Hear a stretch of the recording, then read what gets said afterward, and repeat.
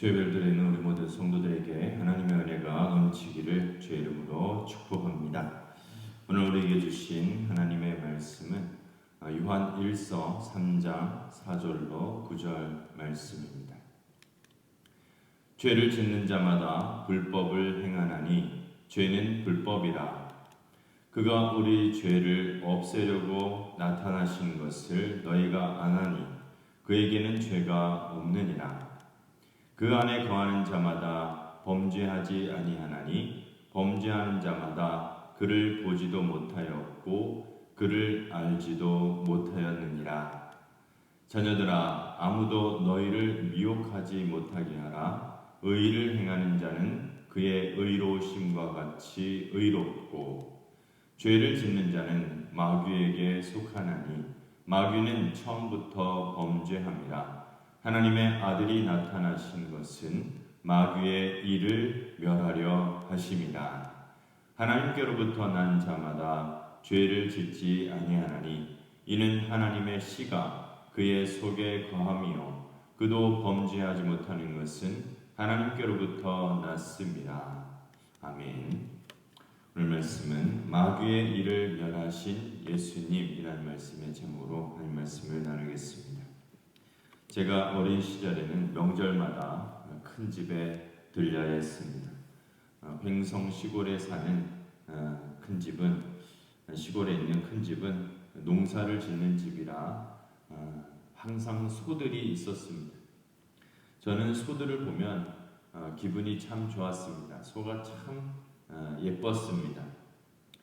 그런데 그 소들을 보면서 마음이 아프기도 했는데 그것은 바로 이 콧뚜레 때문이었습니다. 코에다가 나무를 이렇게 꿰어가지고 일종의 방향장치로 조효종장치로 사용하는 것이죠. 염소처럼 목에다가 줄을 맨 게 아니라 콧구멍에다 콧뚜레를 뚫은 것을 보면서 참 마음이 아팠습니다. 소가 얼마나 아플까 그렇게 생각하게 되었습니다. 그런데 마귀가 그렇게 일을 합니다. 사탄이 그런 일을 합니다. 사탄이 사람의 코에 구멍을 뚫어가지고 질질질질 끌고 다니는 것입니다. 사람 마음에는 의심이라는 것이 있습니다. 모든 사람이 의심을 가지고 있습니다. 의심은 꼭 나쁜 것은 아닙니다. 의심해야 할 것은 반드시 의심해야지요. 좋은 것인지 나쁜 것인지 의심해야 하고 구별해야 하는 것입니다. 그런데 사탄은 그 의심을 증폭시킵니다. 그래서 그 의심을 확신으로 만들어 버립니다. 남을 의심하는 눈으로 보면 그 사람은 틀림없습니다. 그러면 생사람 잡는 것이지요. 우리가 다른 사람에 대해서 분노가 일어날 때가 있습니다. 화가 납니다. 나를 무시하거나 그러면 또 화가 납니다. 그런데 사탄은 그것을 충동질시켜서 이 분노가 커지게 만듭니다. 분노를 터뜨리게 만드는 것입니다. 그래서 이것이 말로 폭력으로 이 사람에게서 이 분노가 표출되면 난리가 나게 되는 것입니다. 사람들에게는 불안한 마음이 있습니다. 그런데 사탄은 이 불안한 마음을 증폭시켜서 아무것도 못하는 사람으로 만들어버립니다. 대표적으로 우울증이 그런 것이죠. 불안감을 이기지 못해서 아무것도 하지 못하게 되는 것입니다.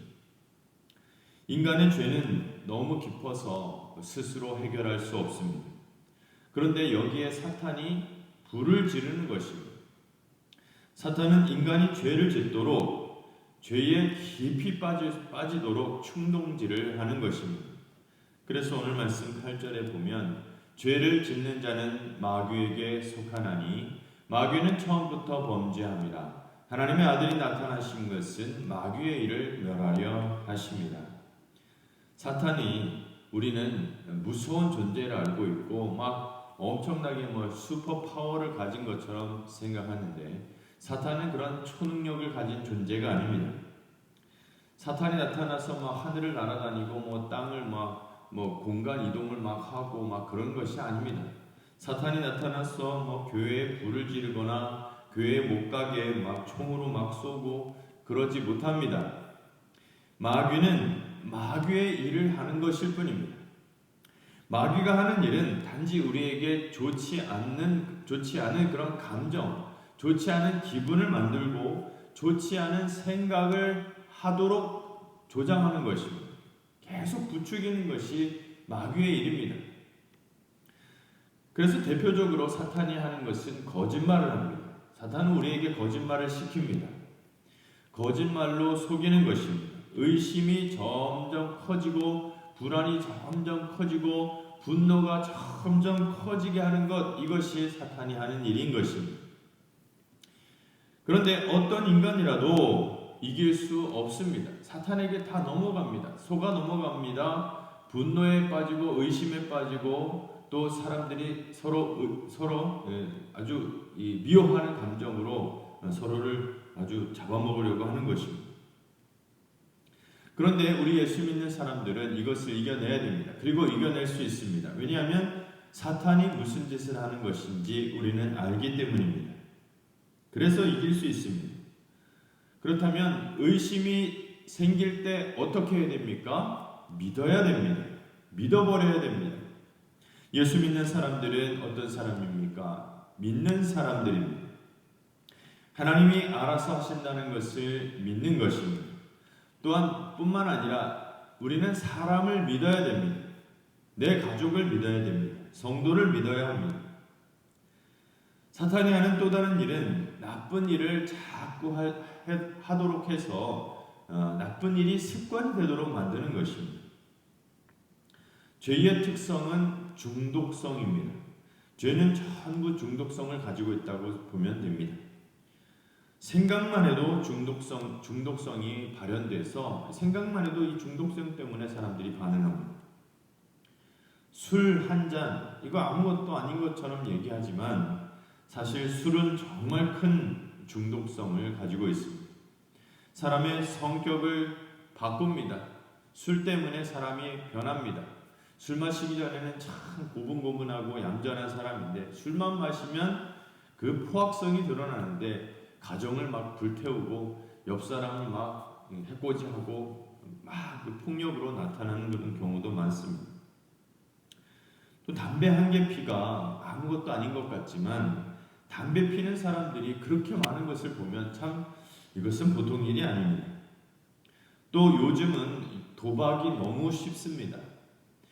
핸드폰 열고 앱 하나 깔면 하루 종일 도박할 수 있습니다.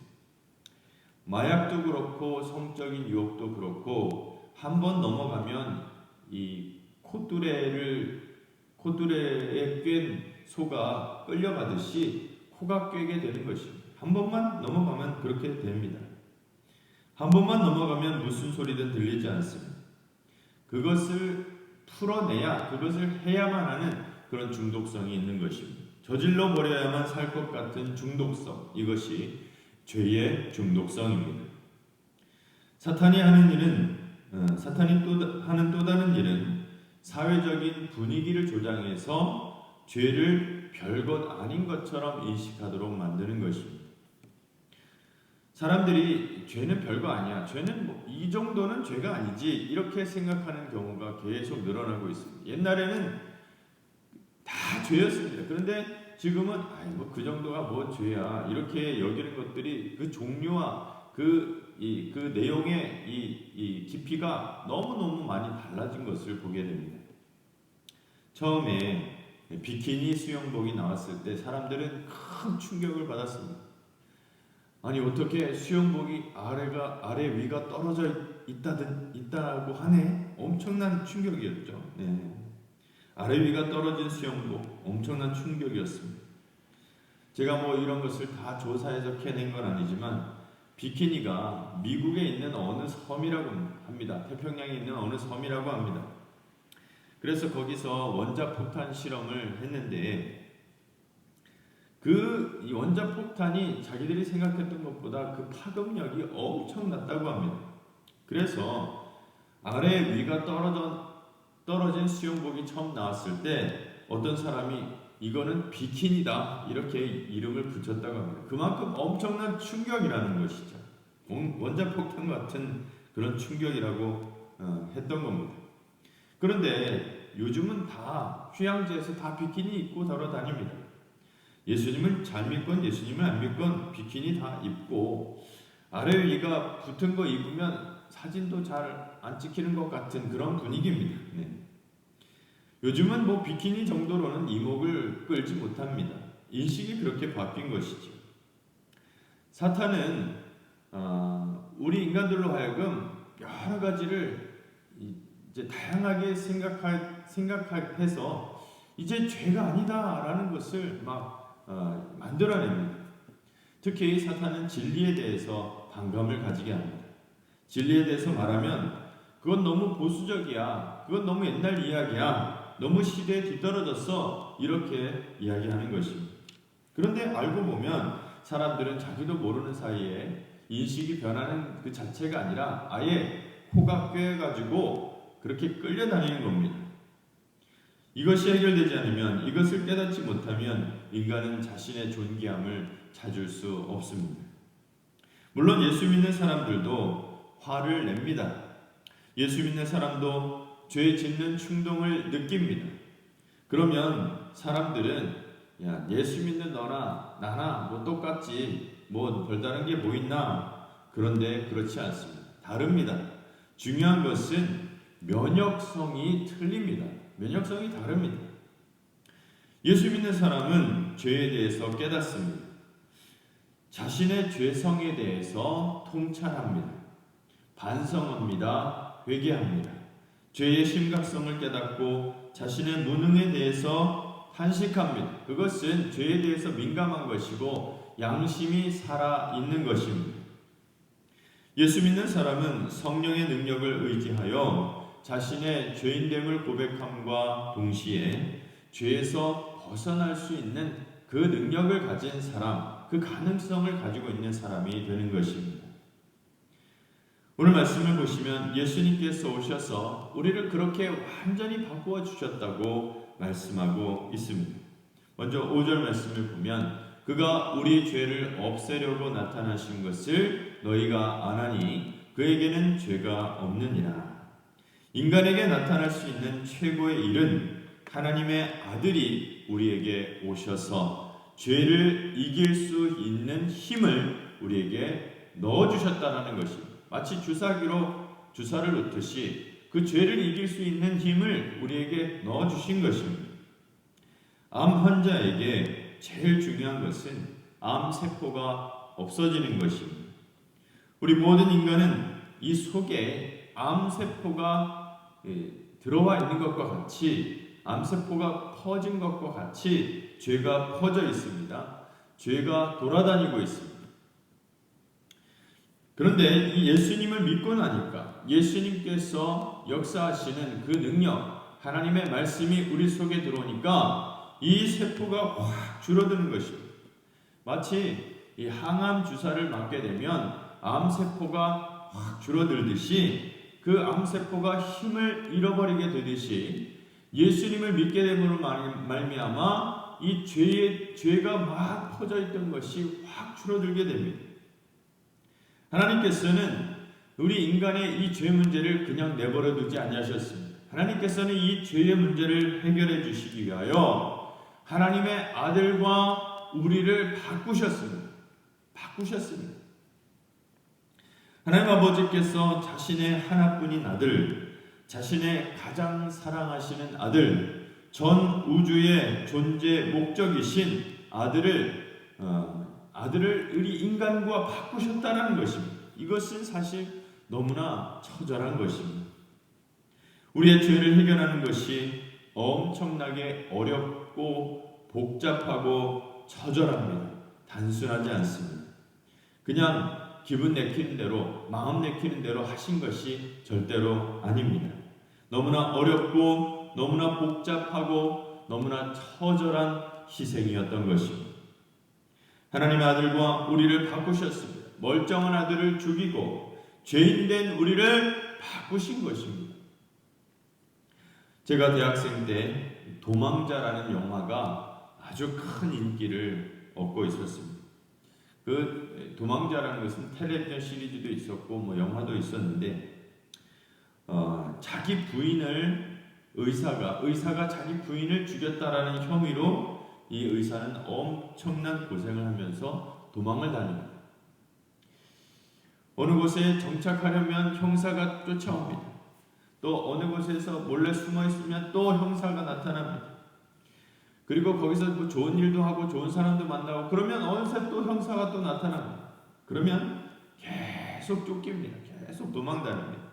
그러니까 도망자가 잡히지 않고 계속 도망 다닙니다. 그러면 영화가 계속되는 거죠. 도망자가 안 잡히니까 영화가 계속되는 겁니다. 결국 이 영화가 끝나려면 진범이 나타나서 이 진범이 그 문제를 했다라는 것을 증명하게 되고 그 나중에 이 도망자가 혐의를 풀어야 하는 것입니다. 아니면 형사가 죽든지 아니면 주인공이 죽든지 해야 되는 겁니다. 누가 죽어야 끝나는 겁니다. 하나님께서는 예수님이 죽으시면서 우리가 죽었다 이렇게 친 겁니다. 예수님이 죽으시면서 우리가 죽었다고 친 겁니다. 이것이 옛날에는 가능했습니다. 요즘 빚을 다른 사람들이 갚아주듯이 옛날에는 목숨을 다른 사람이 갚아주는 것이 있었습니다. 물론 몸값이 다르긴 합니다. 귀족이 죽으면 평민들 100명, 왕이 죽으면 온 백성이 사는 것으로 쳤습니다. 하나님의 아들이 죽으면 몸값이 엄청납니다. 그래서 교부 캔터버리의 안셀름은 하나님의 아들 예수님이 우리 대신에 몸값을 지불하셨기 때문에 치르셨기 때문에 모든 사람의 죄를 예수님의 몸값으로 다 갚았다 이렇게 설명합니다. 이것을 만족설, 충족설 이렇게 말합니다. 우리가 예수를 믿으면 옛날에 지은 모든 죄가 다 말소됩니다. 마귀는 우리에게 와서 죄를 막 들춥니다. 형사가 와서 들기듯이 막 들춰냅니다. 너 옛날에 말이지 막 못된 짓 하고 거짓말하고 술 마시고 막 그렇게 돌아다녔지, 못된 짓 하고 다녔지. 그러면 어떻게 됩니까? 딱 잡아떼야 됩니다. 모르겠다라고 해야 됩니다. 왜냐하면 그 사람 없어졌거든요. 어디 갔는데? 그러면 십자가에서 없어졌다고 해야 됩니다. 이름도 똑같고 생년월일도 똑같고 생긴 것도 똑같은데 뭐 거짓말하냐? 아니다. 똑같이 생겼지만 다르다. 이렇게 딱 잡아떼야 됩니다. 나는 새 사람이다. 이렇게 말해야 됩니다. 국회의원들이 잘 모르겠는데요. 청문회 할 때 잘 모릅니다. 기억이 나지 않습니다. 이렇게 말하듯이 딱 잡아떼야 됩니다. 그놈은 십자가에서 죽었다고 해야 됩니다. 예수님이 내 몸값을 다 치렀다고 해야 하는 것입니다. 9절 말씀에 하나님께로부터 난 자마다 죄를 짓지 아니하나니 이는 하나님의 씨가 그의 속에 거하며 그도 범죄하지 못하는 것은 하나님께로부터 났습니다. 하나님은 우리가 예수를 믿을 때 우리를 완전히 바꿔치기 해주십니다. 우리의 뇌, 우리의 모든 것 다 죄로 오염되어 있었습니다. 우리의 심장, 우리의 피 다 오염되어 있었습니다. 그런데 이것을 예수님의 것으로 다 새롭게 하셨습니다. 싹 갈아주셨습니다. 껍데기만 남고 다 새롭게 한 것입니다. 나중에는 껍데기도 변화시켜 주십니다. 다 새롭게 해주십니다. 새 사람으로 만들어 주십니다. 우리가 예수를 믿으면 죄의 감옥에서 나오게 됩니다. 감옥에 있다가 갑자기 나오게 되면 앞으로 뭘 해야 될지 잘 모릅니다. 차차 생각해 봐야죠. 더 중요한 것은 다시 죄의 감옥으로 들어가지 않는 것입니다. 다시는 마귀에게 속지 않는 것입니다. 다시는 마귀에게 내 존귀함을 뺏기지 않는 것입니다. 아직 우리 속에는 죄의 흔적들이 남아 있습니다. 죄의 습관도 남아 있습니다. 이것을 버리는 것이 중요합니다. 앞으로 뭘 해야 할지는 차차 생각해 봐야죠. 지금 중요한 것은 감옥에서 나온 것이 더 중요한 것이고 감옥에 다시 들어가지 않는 것이 중요합니다. 이때 우리가 무엇을 어떻게 해야 됩니까? 성도들의 교제가 필요합니다. 성도들과 교제하는 것이 굉장히 중요합니다. 왜냐하면 혼자의 힘으로는 또 넘어질 수밖에 없습니다. 우리가 성도들과 말씀으로 교제할 때에 우리가 보호막이 생깁니다. 마치 천사가 와가지고 우리를 에워싸주는 것과 같습니다. 그리고 그 속에 이제 깊이가 생깁니다.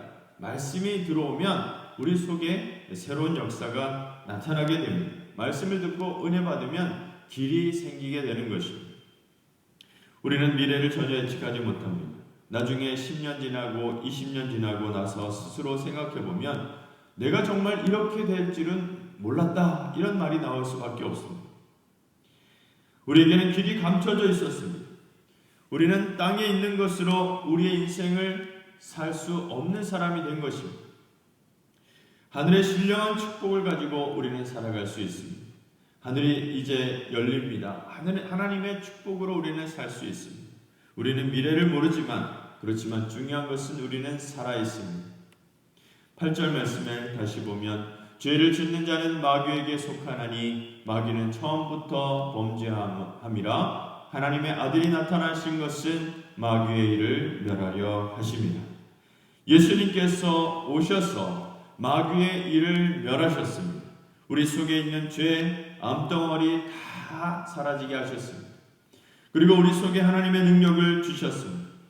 죄를 범치 않게 한다는 것은 죄를 생각하지도 않게 된다. 막 우리가 천사처럼 된다. 그런 뜻이 아닙니다.